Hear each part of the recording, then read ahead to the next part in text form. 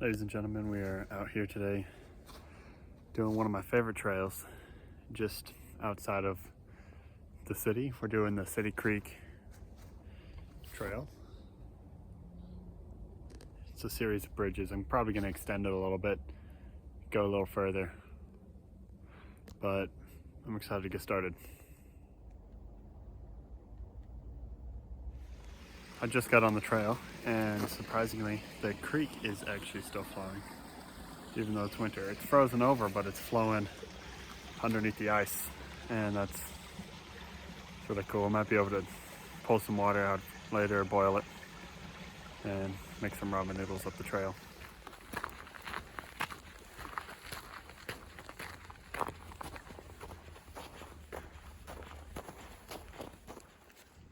There's a squirrel.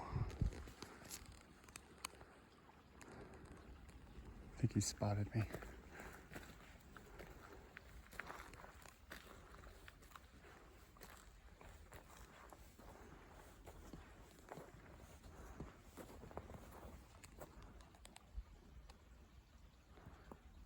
He's hiding.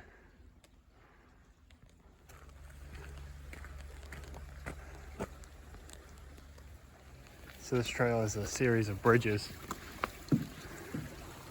It's like 17 bridges long. And I think that was my first time actually going over the first one. I don't remember actually ever going over that one before. I ended up taking the left path. And I think it takes you around up to like 6 is where you start.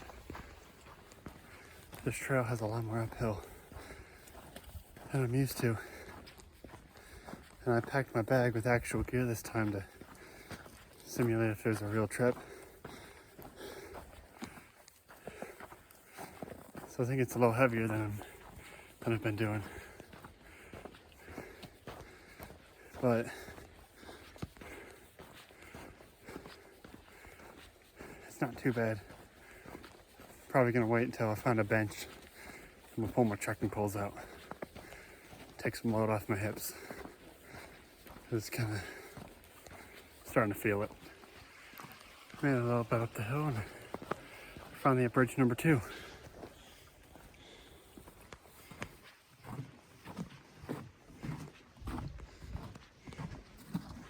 Snow's getting a little deeper. Still only a couple inches though, so it shouldn't be too bad. It's getting hot. Bridge number 3.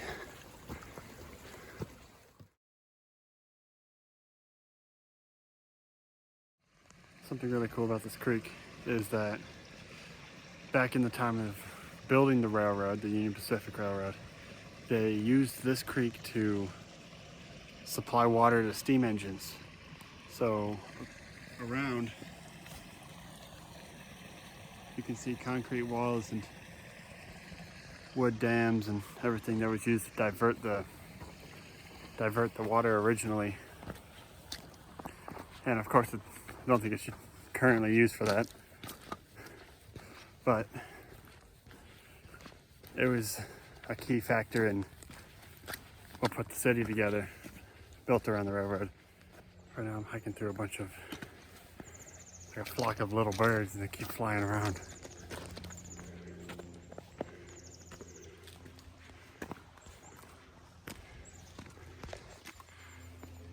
And you can hear them squawking.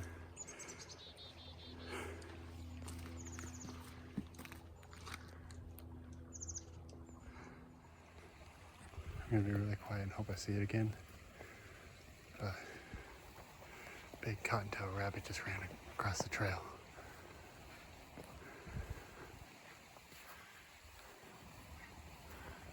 That's where he ran from.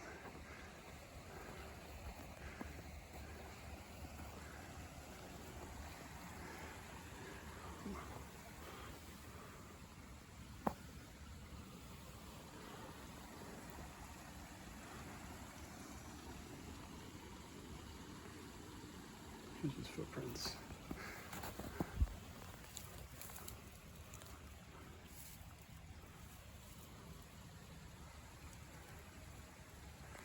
don't see him, he might have got away.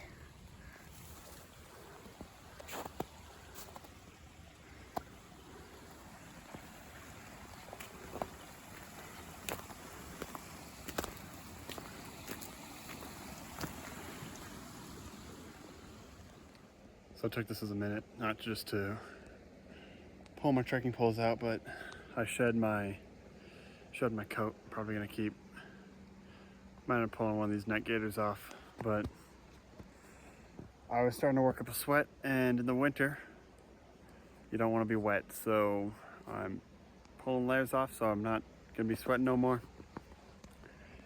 and I'm gonna keep going.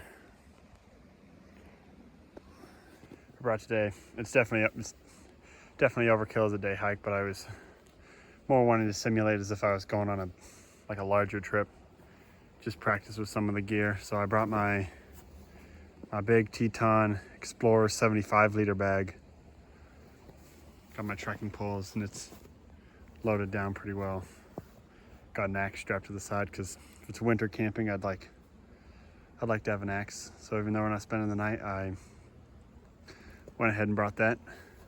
And I just actually restored it myself. It was a really rusty old axe, and I snapped the handle on a trip. So I put a new handle on. I ended up rehardening the head because it was really bad. And now it's kind of decent. Maybe I'll make a video about doing that sometime. Probably once I break it again. Because I know it's gonna happen sometime. Here comes the next bridge. It's in a pretty slippery hill. It's number 5.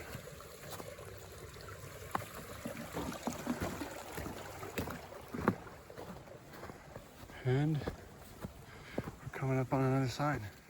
Finally made it to a bench. And it's right before number 6. I'm just gonna take this as a moment to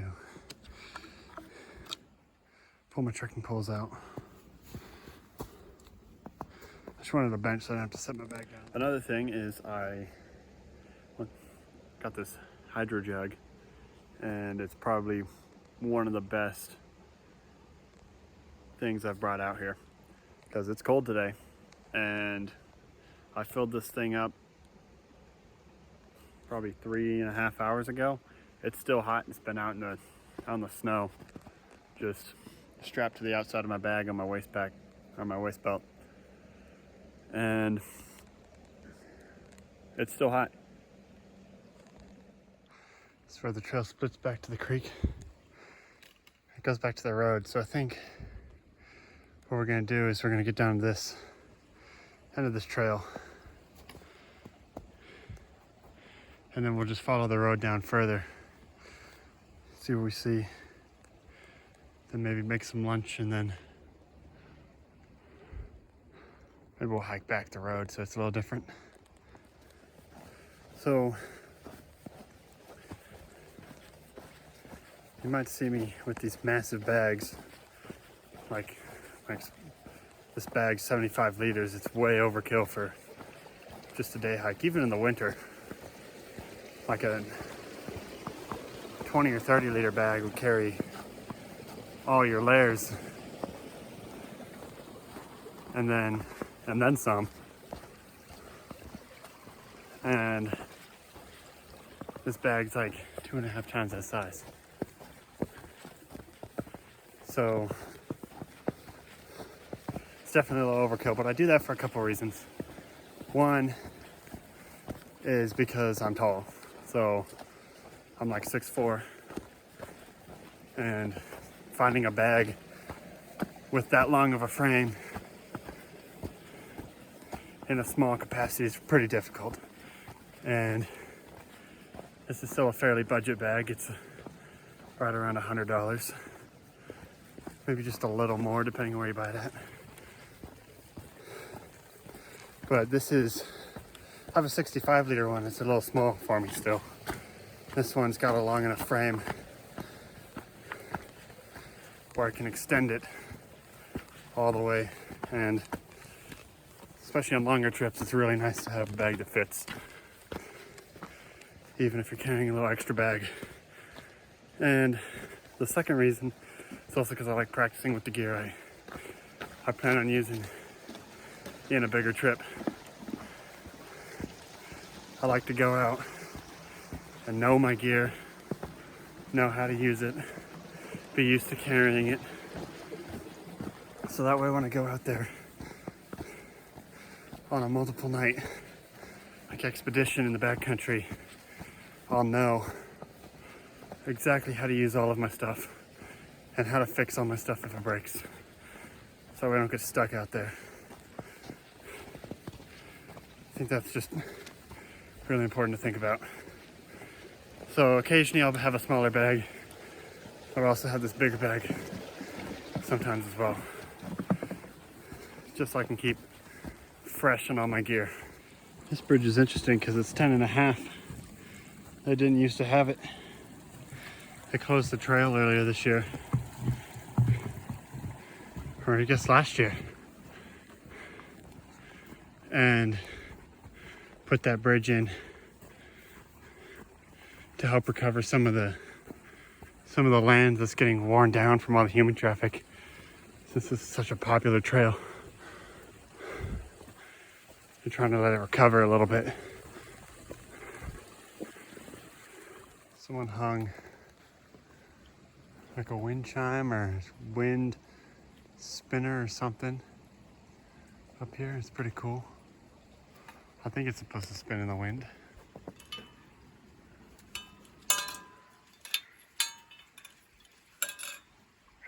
Doesn't seem to spin super well.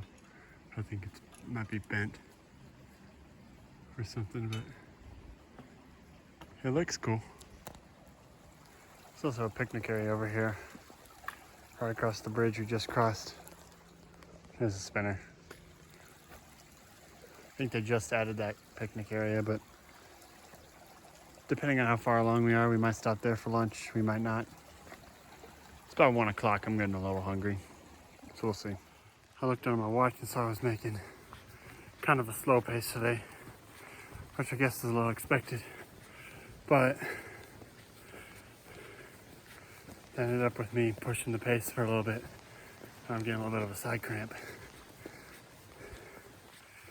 So, might go just a little bit longer, stop, have some water, make lunch, and just chill for a minute before we keep going. I was hoping to find a bridge to put me on the other side of the creek so I can go have lunch by the road. And still going, but just got to a sign.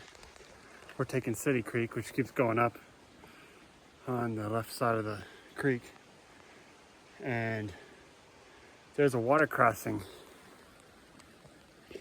to go over there, and that says it goes up to Cone, so I'm probably gonna look at lunch, see what Cone is, but I'm trying to decide if I just want to have lunch here.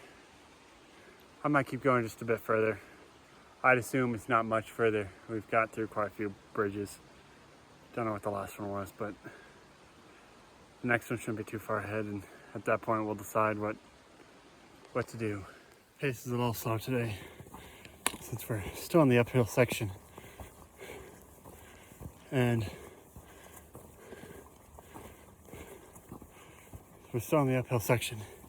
Just finished mile number 2 in an hour, so we're an hour in,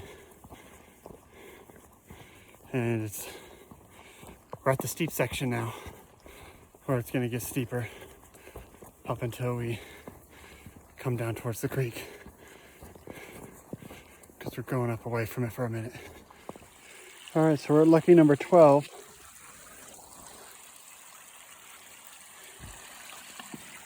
And I think it'd be a little bit more fun just to keep looking for a little bit of a spot to eat lunch up the trail a little bit. The creek's flowing a lot more now. It's not nearly as frozen. I can't tell if it's just flowing faster or what. I'm gonna keep going though. Apparently, my watch is congratulating me for this. A lot harder of a workout today, so it feels good. I'm trying to catch up on some of my miles from last few rucks I've missed. That just means tonight's run is gonna be a little bit more brutal. Okay, I'm just a little bit up the trail. There's not a trail marker right here, but it forks. But conveniently, it's right by a bench. So it'll give me a dry spot to set down my gear and to cook up some ramen noodles. Just to give you a sense of how full this bag is. I got it filled all the way up to the top. Jacket stuffed in here. Got my axe. This is a smaller axe too. If I was going on like anything longer than like 3 or 4 nights, I'd bring a bigger axe than that. But I got that stuff. Got some more tools in here. You always have to have fire when you're out here. And a knife. Fire knife, cutting. I'm gonna do a video about the 10 essentials. It's one of my favorite things that I learned last semester. But for food today, one reason I like this bag is because it has so many outside pouches. And they pass through, so I can cook up in there. I got beef ramen, and I do have a chicken ramen. And depending on how long I'm out here, that might be dinner, or it might just be backup food. Yeah. And then I knew I was gonna be cooking out here. Well, I figured I'd be cooking. I always gotta have a flashlight. That's a bright one. I like to have a lot of this stuff a lot more accessible than eating my food and stuff, but got my propane, and then down in here, on the stove. Yep. Here's my stove. And a lot of people get those. A lot of people get those backpacking cans that are like the isobutane cans. And they're like half this size and weigh a lot less. This is like 2 pounds, totally full. It's like half full right now. I've done like quite a few trips on it. But I like these ones because they are a lot easier to find. So I'm gonna end up carrying my adapter anyway. Worst case scenario, I can fill them off of a regular propane tank. You're not supposed to refill these green ones. I'm gonna get a refillable one.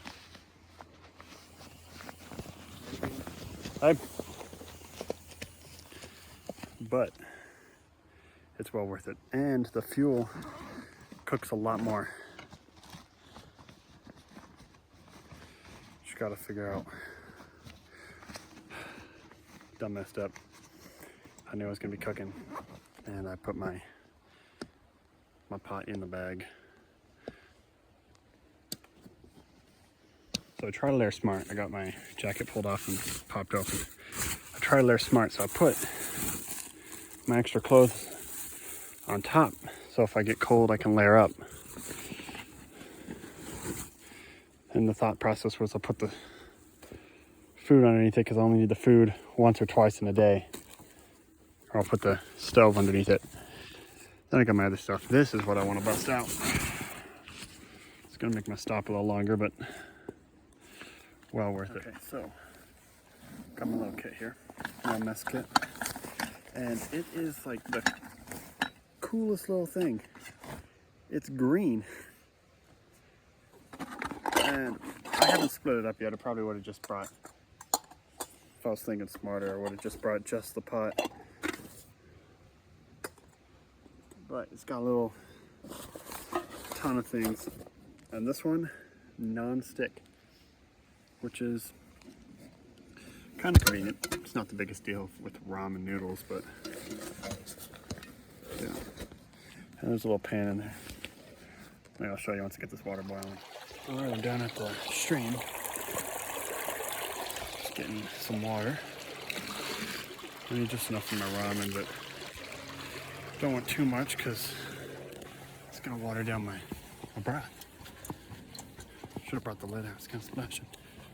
I guess I walked a little bit further from the bridge than I expected, but it's not too bad. I just wanted to go down the bridge so I didn't have to climb down a hill, get to this creek.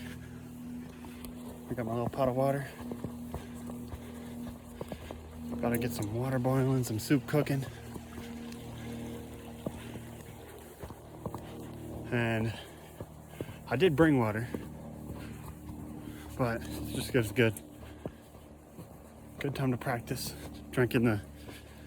properly drinking the stream water. I got myself a little set up on this bench over here.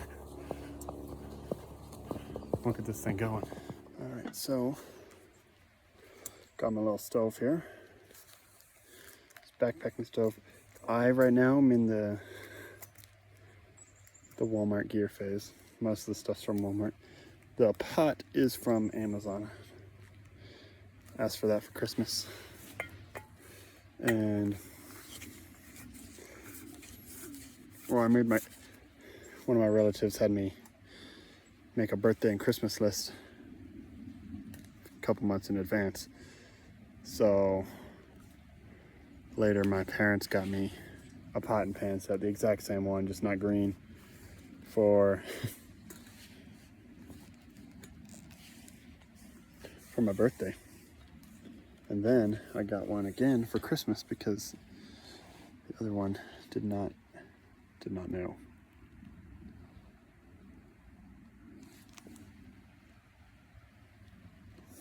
But yeah. The other thing I like about this stove is it's not the most ultralight, but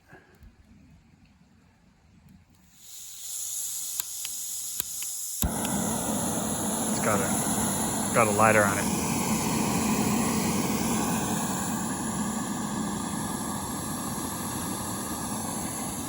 Might end up dropping that thing to the ground depending on the situation. Just kind of, I'll tell so I can turn that down a little bit.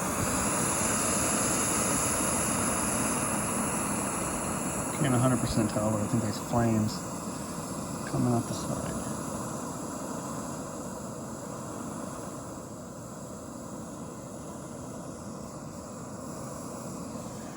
There we go. And that's just gonna take a minute. Alright, so we're gonna do a little bit of outdoor gear review now. And I'm gonna show off this little mess kit. So, this is Odo Land. I think it's a 2-person mess kit. I'd assume it is. It comes with stuff for 2 people. So obviously it has that pot. It's a really nice pot. Comes with the lid. And then 2 stainless steel plates. And then 2 cups. These are stainless steel as well, and since you're likely doing hot drinks with everything that this comes with, these ones are leather and they're little.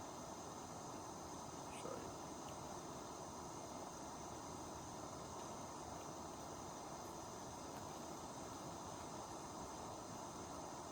Cup cozies, so you don't burn your fingers.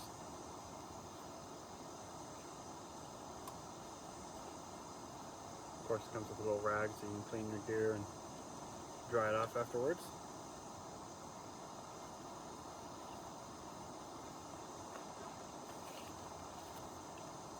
It comes with a kettle. So this kettle got a nice little handle, little pour spout. Really nice kettle.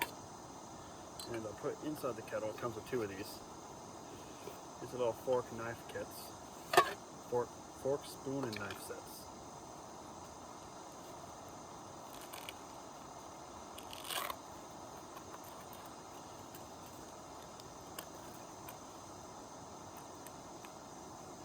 Little collapsible forks, spoons, and knives. And then last but not least, comes with a little frying pan, also with the extendable handles. And this really nice bag to carry it all. And when you're done, everything fits all nice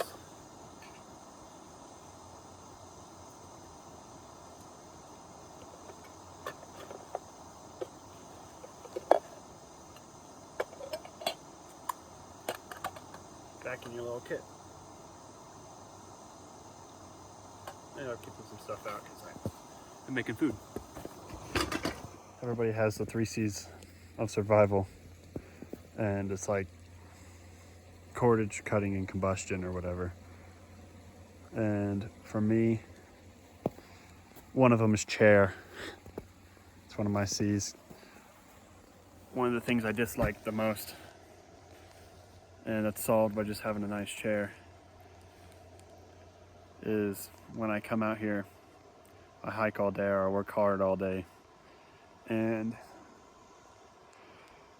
I get to the end of the trail and I have to sit down on a cold log, and it's not that comfortable. So I got myself a nice chair. This one's actually the high back chair, so it's actually a little heavier and it's bulkier.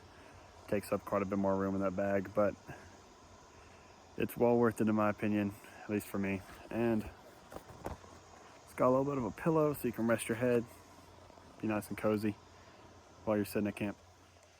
I have had numerous trips where I want to go out there and test some skills, so I leave the tent at home. Like, I don't bring the tent. And one time last year, or 2 years ago, I left the tent at home, which resulted in me forgetting half the food, and I forgot I had just my water bottle. I was out there with a friend. We had just one 30-ounce water bottle and some hot dogs and some chocolate bars, and that's about all we had. We had an axe and a machete and some rope, and we were out there freezing our butts off. Well, I guess we weren't freezing, but it was raining. We built our own shelter out of a bunch of branches and down trees and everything, which was the goal originally. We just wanted to go without a tent. But the least comfortable thing was not having no food and was not having no water, because we were fine. We could have just went back. We were like a 5-minute walk from the car. But so if we had to leave, we could have left. But the worst thing was not having a chair. We had to sit on logs. We're out there busting our butt for like 5 hours trying to build the shelter because it was going to rain. It had to be waterproof. We're freezing. And so uncomfortable. Not from the temperature, but from the lack of good chairs. So after not moving for a couple of weeks, it is getting chilly again.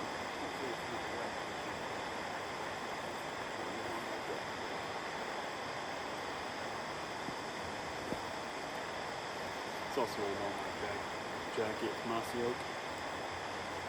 Got it 1 year, like 5-6 years back.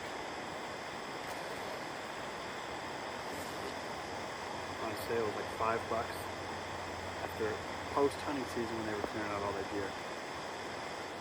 So that's when having just a nice chair just kind of got added to my list as an essential item. Right, so the water's coming up to a boil slowly. It's basically there. But since it's wild, like I'm gonna turn the heat up just a little bit. Getting a little impatient, but since it's wild creek water, you do have to bring it up to a boil for, like, you want a good boil going. That's pretty suitable. And you want that to be going for at least a minute. So you want a solid, at least 60 seconds of rolling boil going. That kills pretty much any of the bacteria or anything that's gonna harm you in the water. All right, well, it's been about a minute, so I'm gonna go ahead, shut the stove off. That usually shuts the boil down real quick. I'm just gonna double check. And then we're gonna pull that off. Let the stove cool down, and I'm gonna put my ramen in. All right, so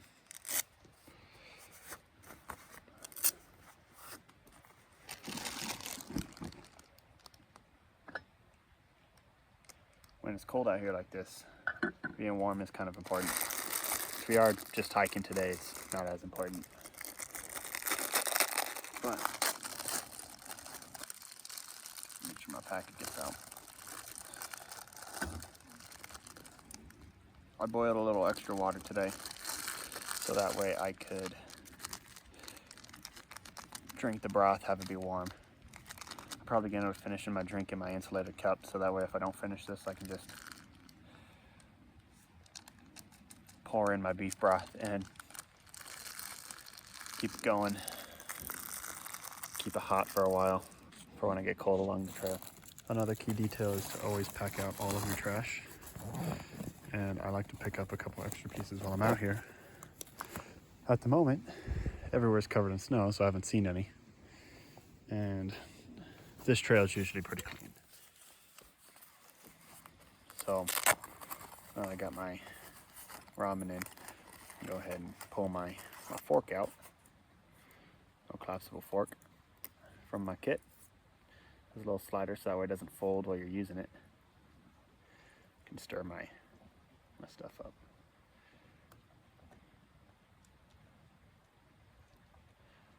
The ramen does need to go for about 3 or 4 minutes. It might cool down real quick out here, so I might end up having to put it on the heat just for a little bit. But I got the lid back on, so we'll see how it goes. Being out here in the cold with an insulated cup is an experience because my cup is stainless steel and it's like freezing cold. When I go take a sip, it's nice and hot, and it's just kind of weird. Putting my lips on something cold and pouring out like piping hot liquid.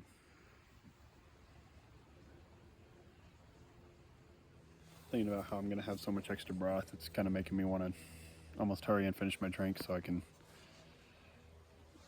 have an empty cup to put it in. But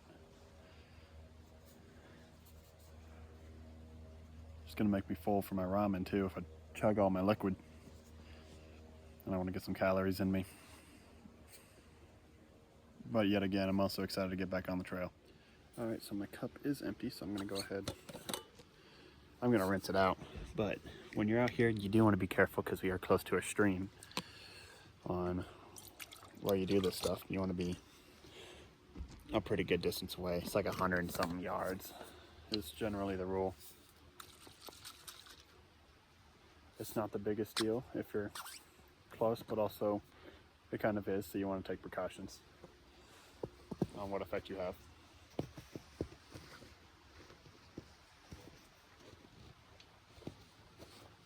And you also, when you empty something out, I'll kind of show you, just get a little bit of an extra, slight extra rinse.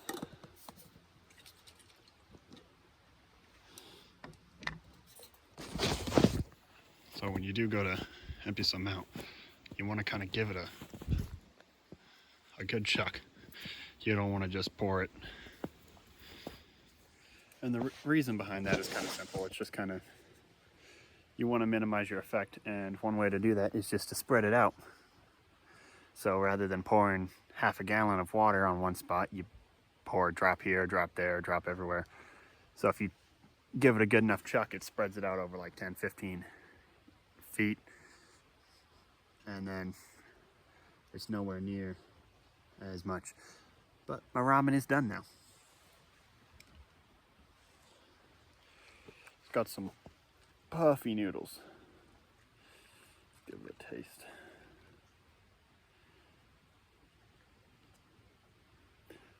I don't think there's a good way to not eat ramen without it sticking out of your mouth.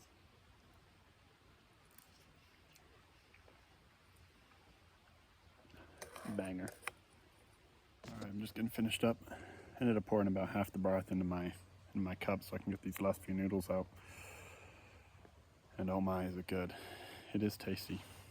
After a good couple miles. What the heck? There's a mosquito. It's like 28 degrees and there's a mosquito. Weird. But just about done. I'm about to take my last few sips of this broth with these noodles and get all cleaned up and get back to the trail. All right, so I got everything all cleaned up and jacket's pulled off, and I decided to swap out the beanie because it's been kind of hot for my newest piece of gear, the packable hat.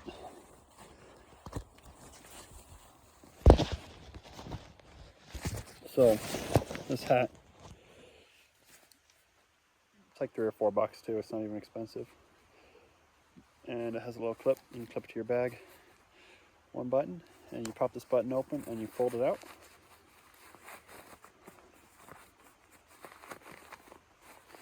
And then it folds out and it's inside out. So that way the packing goes on the inside. It's all in there, all part of the hat. And then just throw this bad boy on. And you're good to go. Now you got a nice hat, keeps the sun out of your eyes, keeps a little bit of the sun off your neck. It's like a little bit of a bucket hat. And you're good to go. And if it's a little too big, got a little cinch on the side. Tighten it up a little bit for the wind. And let's get going. Okay, so we're back on the trail. And we're gonna move with a little bit of purpose because it's about, I stopped for a while. It's almost 2 o'clock. I was just hanging out, enjoying the quiet of the woods, the sound of the stream. We're up in a canyon, and with the current weather and everything, sun sets about 4:30 or 5 o'clock, and that's if you're out in the open. But we're right next to some steep hills, so we probably got an hour before it goes behind these hills, at least for us. And half an hour after that, before it's dark. Well, before it's getting dark. So we're gonna move with some purpose so we can get to the end of this trail. These ice formations and going over the creek are awesome. It kind of looks like they formed from the creek splashing up and freezing. And it's thick. Even out there, it's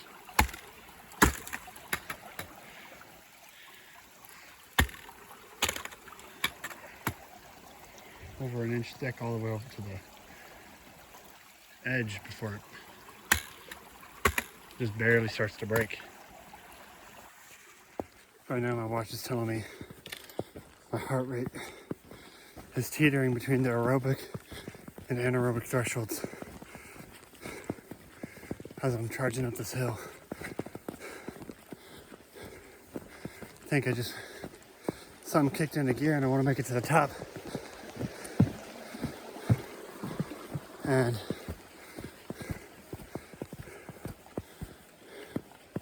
that's resulted in me pushing real hard. Problem of being going. Alright, so I'm gonna run out of storage space. Played some up though. But the problem with me running on my anaerobic threshold, because I've been spending most of the time in that after lunch, is that it's not sustainable. I can only do that for a short amount of time before my body starts getting really fatigued. If I stay in the aerobic or like fat burning phase, I can go for a lot more time. But it's just not as fast of a pace either. So I guess it's a trade.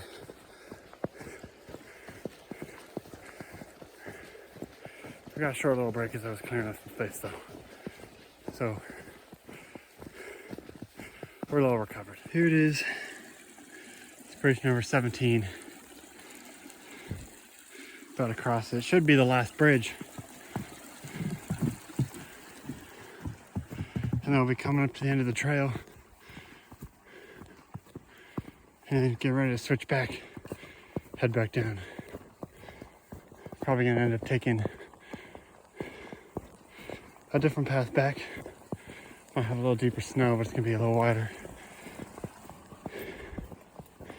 And some more, and some new scenery. Here it is. It's the final pillar City Creek Trail.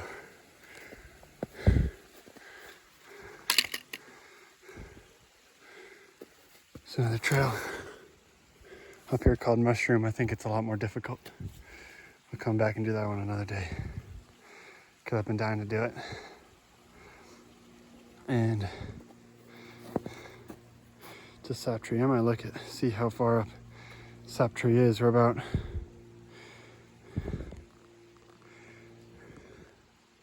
2.9 miles for today. Which means about 2.9 miles back, but I'm gonna see how far up Sap Tree is. All right, so we're gonna take City Creek Road back to that picnic area. That's where we're gonna loop back to down the trail to the parking lot down at the bottom. But I took a look, and Sap Tree is double black diamond, so apparently it's a substantially difficult trail. And it looks like it'd be cool, but I'm gonna do a little bit more research before tackling it. Maybe not tackle it alone in the snow 2 hours before sunset type of hike. Be a little bit more safe than that. Wanted to take the road back because it's a beautiful road to walk down. That's good double track. The snow is a lot deeper since it's not covered by all the trees. But it's not terrible because it's mostly downhill, because we walked basically straight uphill for the last 3 miles. So now I got 3 miles of nice, slightly easy double track. I might cut in eventually, depending on how I'm feeling, just because of the depth of the snow. It's kind of nice right now, just being able to relax on a wide trail, take a look at the view. I usually wouldn't do this unless I had waterproof boots and new socks, which I do, but this puddle in the road is completely frozen over. And I remember plowing through this thing in my truck a couple months ago, and it was probably 8 or 9 inches deep, but now it's a solid chunk of ice. It's my first time ever coming out here. I wanted to start off with something easier, and I hiked this road I'm walking on now, but I didn't know at what point, because it was rated a green. It was like, oh, that's an easy trail. So I didn't know at what point it was going to get more difficult, because I knew it got more difficult at some point, but I was so unfamiliar with the area and unfamiliar with the map that I ended up trekking up, and it was June or July when I did this, and had been months since winter, and I trekked up this road and up. It eventually curves around and goes up over all of these ridges, and they look kind of small from here, but that's a couple thousand feet of elevation, and you just go up and down and up and down. And I was like, oh, I'll just do about like 2 or 3 miles, but it ended up being like an 8-mile round trip with just tons of elevation gain. And I just had water and a first aid kit and some sunscreen, and it was brutal because the snow was like, at some points it was like 2-3 feet deep. I was going like up to my waist almost. And I don't know why I decided to keep trudging through, but I was like, oh, I'll just get past the snow. It doesn't look too far. And then you get another bunch of snow, and it's, oh, I'll get past this one. It doesn't look too far. And I ended up going through like 8 of those that are like 3 feet deep of snow, and just trudging through in my shorts and my like regular like running shoes. And then eventually I made it through and had to do all those hills of climbing just to make it back to the car without having to trudge through the snow again. All right, so coming up to the picnic area. This is where I'm going to turn back onto the.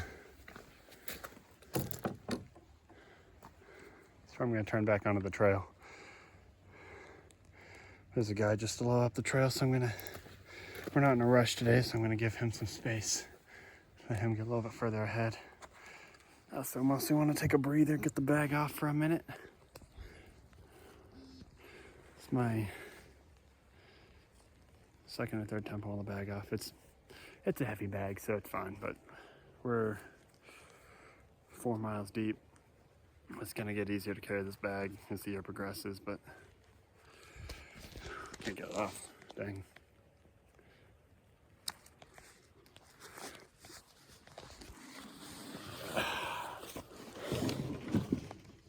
Just gonna stop for a minute, have some of my broth from lunch since it's still warm, and take a seat on this picnic table.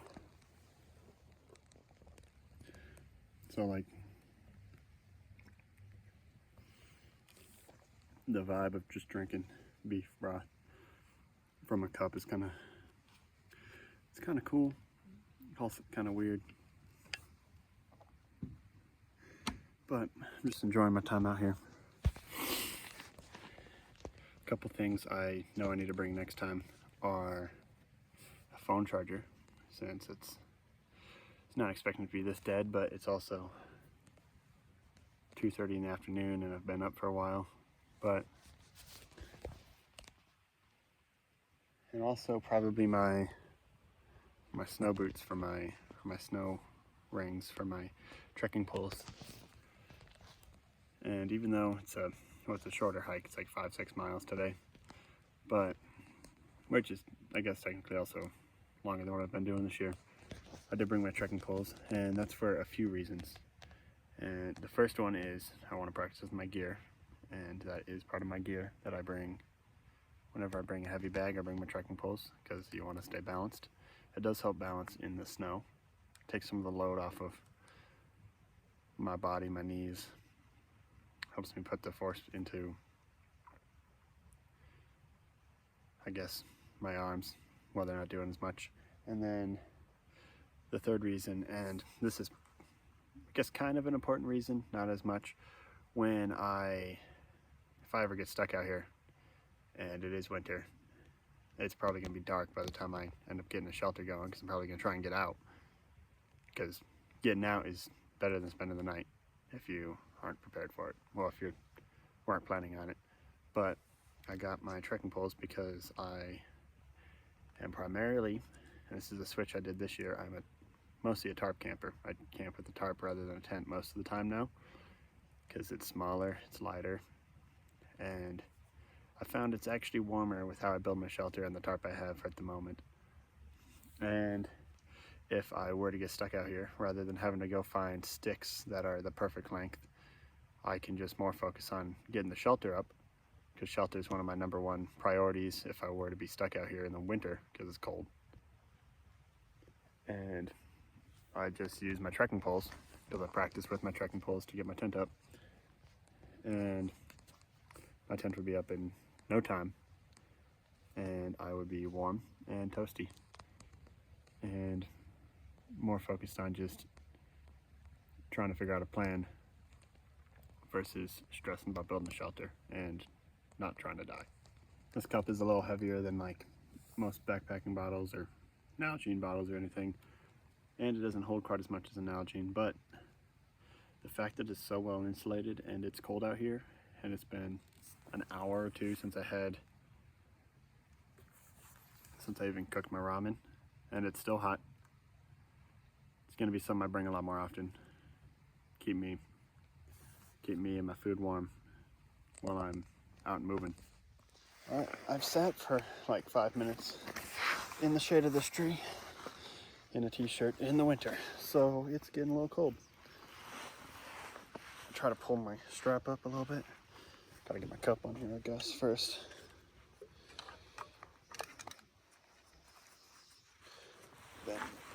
strap up, get it going. I like to pull it up a little bit, make sure, because if you look, these things are mostly, like, it's loose. They're mostly just meant to balance the pack. And then send the rest of the weight down my legs rather than down my shoulders and my back, because that's what kills you on these hikes with heavier bags. Let's get going. All right, we're back on the trail. That's bridge 11. And it's the one with the, Gotta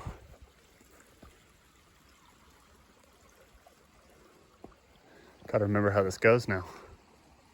I'm gonna come up here, look at the sign. Okay, so that's when the trail goes and sends you up towards the end of it. So we almost made quite the mistake, and it would have been very unfortunate. Good thing I checked and remembered where this thing was,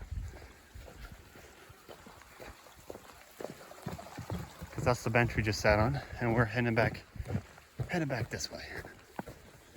That would have been quite unfortunate to send myself back to the end of the trail, which is like another 2 miles back there. Now that we know we're going the right way, it's just more of a matter of putting my head down and walking back to the car. We got 10 and a half more bridges, 11 more bridges until we're back at the car. Bridge 10 and a half. We're back up in the tree cover. Nice thick tree cover. So snow is nowhere near as deep. Let's see what trail or bridge this is. If we can find it.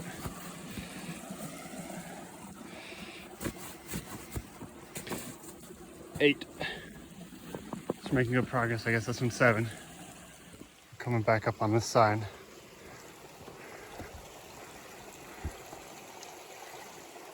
Which means we're getting close, because I believe there's a overlook up that hill. I'll have to take a look at the map when I get back. Maybe make a plan for next time I come back down here. This is bridge number 5 though. So throughout the day, it's warmed up a little bit because the sun's been out. And now all this nice frozen dirt, super compact to walk on, is all just sloshy mud that just sticks to your shoes and makes them way heavy. I think down is the right way to go.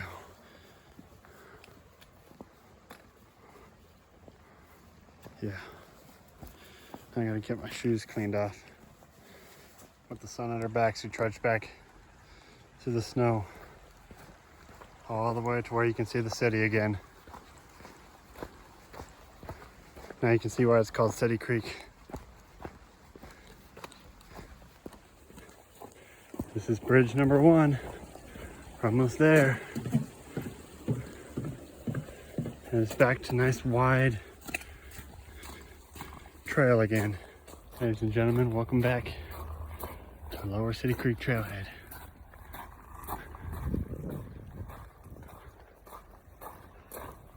That's where we're parked.